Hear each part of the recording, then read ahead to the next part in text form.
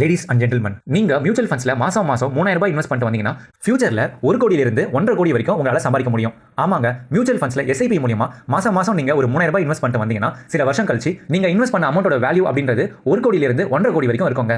And நிறைய பேர் என்ன பண்றாங்கன்னா இந்த மியூச்சுவல் ஃபண்ட்ஸை ஃபிக்ஸட் டெபாசிட் அப்புறம் எல்ஐசி பாலிசி கூட கம்பேர் பண்றாங்க. அதாவது இந்த ஃபிக்ஸட் டெபாசிட் எல்ஐசி பாலிசினா இருக்கு தெரியுமா, இது எல்லாத்துலயுமே நீங்க போட்ட பணத்தை நீங்களே எடுக்கணும்னு நினைச்சாலும் குறைஞ்சபட்சம் 5 வருஷம் 8 வருஷம் ஆகும். பட் இந்த மியூச்சுவல் ஃபண்ட்ஸ் அப்படி கிடையாது. நீங்க போட்ட பணத்தை 10 வருஷம் கழிச்சும் எடுக்கலாம், 10 நாள் கழிச்சும் எடுக்கலாம். கேட்கவே ரொம்ப இன்ட்ரெஸ்டிங்கா இருக்குல்ல. இந்த காரணத்துக்காக தான் டிவில விளம்பரத்துல கூட பாத்தீங்கன்னா சச்சின் டெண்டுல்கர், மகேந்திர சிங் தோனி இவங்க எல்லாம் கூட மியூச்சுவல் ஃபண்ட்ஸோட விளம்பரத்துக்கு வருவாங்க. சோ மியூச்சுவல் ஃபண்ட்ஸ்ல இன்வெஸ்ட் பண்ணா நல்ல ரிட்டர்ன்ஸ் வரும், இது எல்லாம் ஓகே. சேம் டைம் மியூச்சுவல் ஃபண்ட்ஸ்ல சில ரிஸ்க்கும் இருக்கு.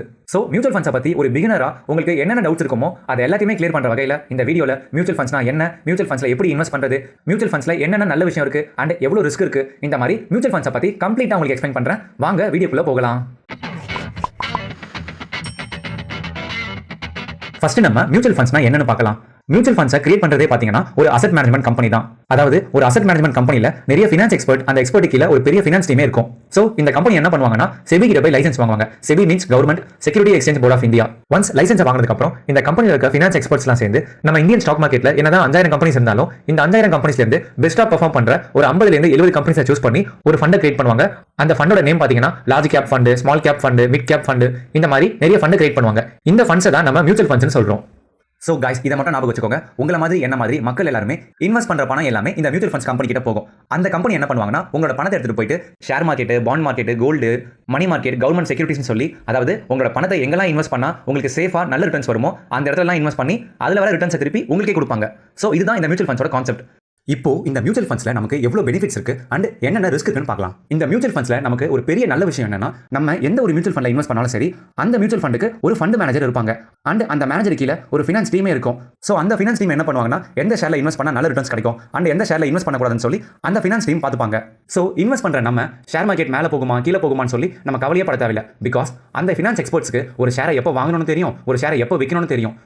இப்போ இந்த மியூச்சுவல் ஃபண்ட்ஸ்ல என்னென்ன ரிஸ்க் இருக்குன்னு பார்க்கலாம். மியூச்சுவல் ஃபண்ட்ஸ்ல இன்வெஸ்ட் பண்றேன்னு சொல்லி நிறைய பேர் பண்ற ஒரு பிக்கஸ்ட் மிஸ்டேக் என்னன்னு பாத்தீங்கன்னா, இப்போ எக்ஸாம்பிளுக்கு ஒரு வருஷம் கழிச்சு உங்க பொண்ணுக்கு கல்யாணம் இருக்குன்னா கல்யாண செலவுக்காக வச்சிருந்த மொத்த பணத்தையும் ஒரு வருஷத்துக்கு முன்னாடி ஒரு மியூச்சுவல் ஃபண்ட்ஸ்ல போய் போடுவீங்க. சப்போஸ் அந்த வருஷம் ஷேர் மார்க்கெட் ஒழுங்கா பெர்ஃபார்ம் பண்ணல, தொடர்ந்து ஒரு வருஷமா ஷேர் மார்க்கெட் கீழே தான் போயிட்டு இருக்கு அப்படின்னா நீங்க உங்க பொண்ணு கல்யாணத்துக்கு வச்சிருந்த பணத்தை எல்லாத்தையும் எடுத்துட்டு போயிட்டு ஒரு மியூச்சுவல் ஃபண்ட்ஸ்ல போட்டுருப்பீங்க தெரியுமா, அந்த ஃபண்டும் மோஸ்டா லாஸ்ல தான் இருக்கும். சோ மக்களாகிய நம்ம ஒரு வருஷம் மட்டும் ஒரு மியூச்சுவல் ஃபண்ட்ஸ்ல இன்வெஸ்ட் பண்ணி நான் லாஸ்ல இருக்கேன் அப்படின்னு சொல்லக்கூடாது. பிகாஸ் ஷேர் மார்க்கெட் ஒரு வருஷம் கீழே போனாலும் அந்த கீழே போனதையும் சேர்த்து அடுத்த வருஷம் ரெக்கவர் பண்ணி மேலே வந்துடும்.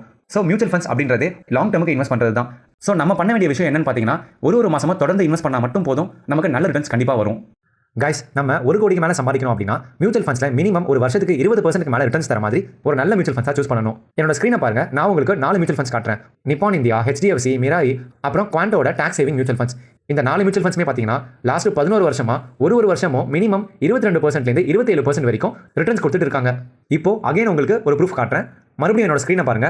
இங்க நம்ம மாசம் 3000 சொல்லி 22% மேலே தராங்கல்ல, அந்த 22% இங்கே என்டர் பண்ணிக்கிறேன். நம்ம இந்த இடத்துல 20 வருஷம் இன்வெஸ்ட் பண்றோம் அப்படின்னா இப்போ பாருங்க, நம்மளால 1,21,55,000 வரைக்கும் சம்பாதிக்க முடியும். இது அப்படியே நான் இன்னும் ஒரு வருஷம் மட்டும் இன்க்ரீஸ் பண்ணனா இப்போ பாருங்க, நம்மளால மியூச்சுவல் ஃபண்ட்ஸ்ல 1.5 கோடி வரைக்கும் சம்பாதிக்க முடியும். ஸோ மியூச்சுவல் ஃபண்ட்ஸ்ல மாசம் 3000 சொல்லி தொடர்ந்து எல்லா வருஷமும் இன்வெஸ்ட் பண்ணிட்டு வந்தோம்னா நம்மளால இதை அச்சீவ் பண்ண முடியும். இதை நீங்க இன்னும் சீக்கிரமா பண்ணணும்னு ஆசைப்பட்டீங்கன்னா இந்த 3000 ரூபாய் அப்படின்றத ஒரு 5000 10,000 சொல்லி நீங்க ஏத்துனீங்கன்னா நீங்க 20 வருஷம் வெயிட் பண்ண தேவையில்லை, 15 வருஷத்துலேயே உங்களால் அச்சீவ் பண்ண முடியும்.